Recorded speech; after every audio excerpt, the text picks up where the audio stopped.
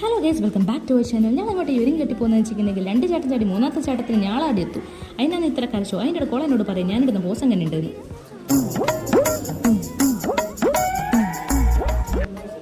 ഞാൻ 2 മിനിറ്റ് മിണ്ടാണ്ട് നിന്നിട്ട് പറഞ്ഞു നീ സൂപ്പറാടാന്ന്. ആലം പറഞ്ഞിങ്ങനെ നിൽക്കുന്ന സമയത്തുണ്ട് മോനെ മഴ പെയ്യുന്നു. വലിയ മഴയൊന്നുമില്ല, ചെറിയ മഴയാന്ന്. എന്നാലും പിന്നെ കുട തുറക്കാമെന്ന് വിചാരിച്ച് വെറുതെ പനി പിടിച്ച് വീട്ടിൽ കുത്തിരിക്കണ്ടല്ലോ.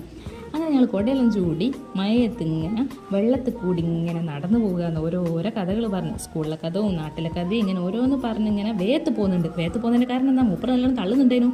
അങ്ങനെ 3ാമത്തെ ചാട്ടത്തിന് ഞങ്ങൾ വീട്ടിലെത്തി.